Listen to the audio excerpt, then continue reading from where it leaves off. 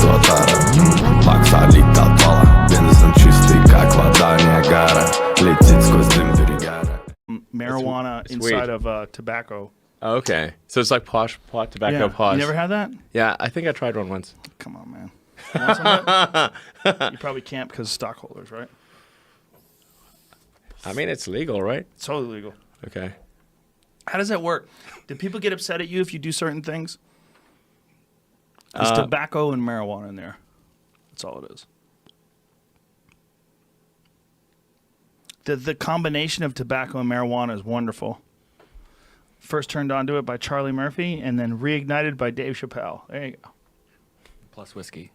Haha, exactly. Perfect. Balances it out. Now she had, but her mommy is yelling no, and her daddy has told her to go, but her friend is nowhere to be seen. Now she walks through her sunken dream to the seat with the clearest view, and she's hooked to the silver screen. But the film is a sad thing for she's lived it 10 times or more. She could spit in the eyes of fools if they ask her to focus on sailors fighting in the dance hall. Oh man, look at those cavemen go. It's the freakiest show. Take a look at the low man beating up the wrong guy. Oh man, wonder if you'll ever know who's in the best-selling show. Is their life on Mars?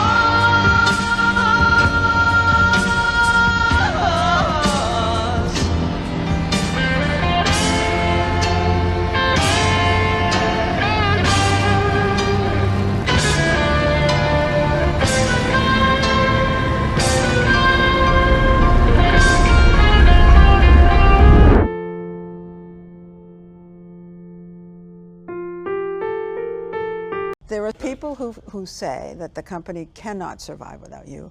I don't think that's And true, yeah. there are people who say the company cannot survive with you. Haha, that's hilarious. They say it because of the way you acted over the summer, Yeah. doing things that seemed impulsive, un-CEO-ish.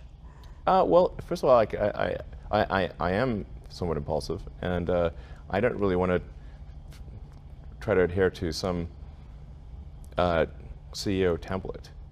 Well, he certainly accomplished that, especially this past year when he began picking needless fights on social media.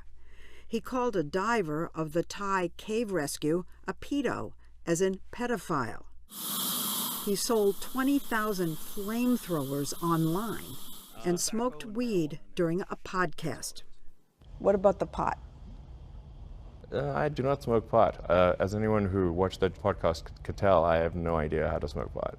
Or anything. I don't know how to smoke anything, honestly. Here are some of the words written about you. Yeah, for sure. Not the whole That's time. a lot of just words. over this summer. Erratic, unstable, reckless, operatic. Operatic? It's not bad, actually. I kind of like that one. I'm just being me. I mean, I was certainly under insane stress and crazy hours, but the system would have failed if I was truly erratic. You tweet a lot. I use my tweets to express myself. Some people use their hair. I use Twitter. Well, but you use your tweeting to kind of get back at critics. Rarely. You kind of have little wars with the press. Twitter is a war zone. If somebody's going to jump in the war zone, it's like, okay, you're in the arena. Let's go.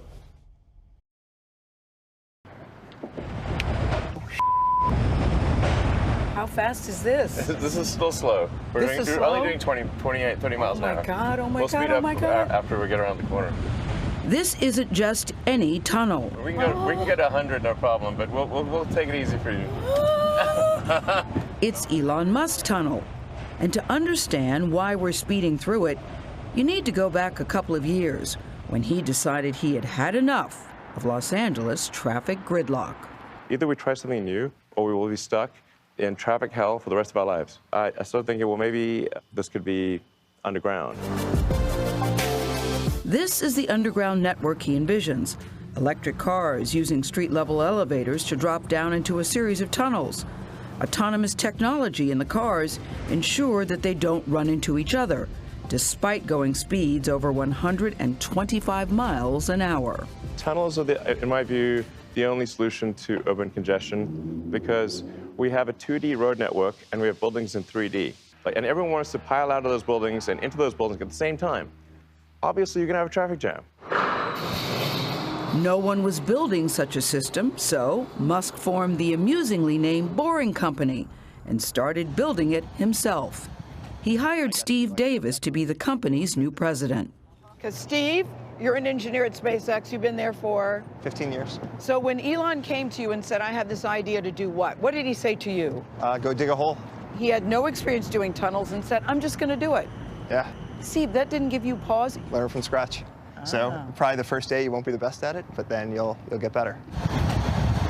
About a year ago, that company started digging what has become today's 1.2-mile-long test tunnel. It's in Hawthorne, near Los Angeles. Unless we can make tunnel digging at least 10 times cheaper, then digging tunnels will not be an effective means of alleviating traffic. It'll just cost too much. These are tunnel reinforcing segments. Musk's vision depends on him being able to do it all, faster and cheaper than current industry standards. While modern subway tunnels in Los Angeles cost around $900 million per mile, he says he built this for about $10 million. One way he saved money, he literally made it dirt cheap. When digging tunnels, it's quite expensive to have all this dirt trucked off somewhere. And we're like, well, why don't we try to use that dirt for something useful? So we're creating bricks on site. And you can pick them up and they're very cheap, 10 cents a brick. So all of these bricks came out of the tunnel? Yes. But speeding up the process was also a cause for concern. The city of Hawthorne granted Musk an exemption from typical environmental impact reviews required under California law. And in nearby neighborhoods where the tunnel runs, some residents told us they never even heard about the project until it was almost finished. Some members of the community seem to feel that they didn't really have input into that decision. We actually sent letters to everyone. I think that there's normally like a radius that you have to inform people. We doubled that radius and informed people. You know, and I think in any situation, there's going to be a few percentage of people that grumble.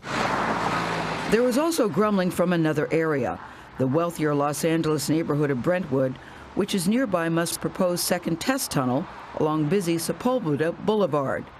Community groups sued the city of Los Angeles for also granting an environmental review waiver there.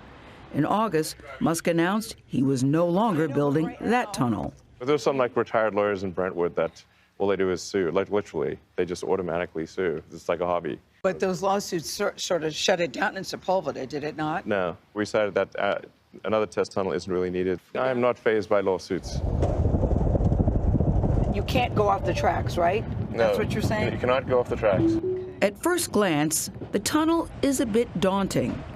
It's only 12 feet in diameter, so it's much more claustrophobic than most transportation tunnels. We'll be able to go like 150 miles an hour if we want. If you're going that fast, what's to prevent it from crashing into another car ahead of you? That's what I worry about that. Because the autopilot has radar and cameras that will automatically slow you down before you impact another car.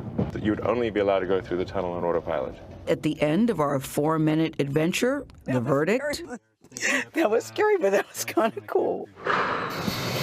And by the time we started up the elevator that returned us to the surface... And it'll be faster in practice. This is just going slow because it's early days. I don't want to go any faster than what we just did. No, thank you. And when it was all over, it was easier to see how this proof-of-concept tunnel could actually be a preview of the world to come.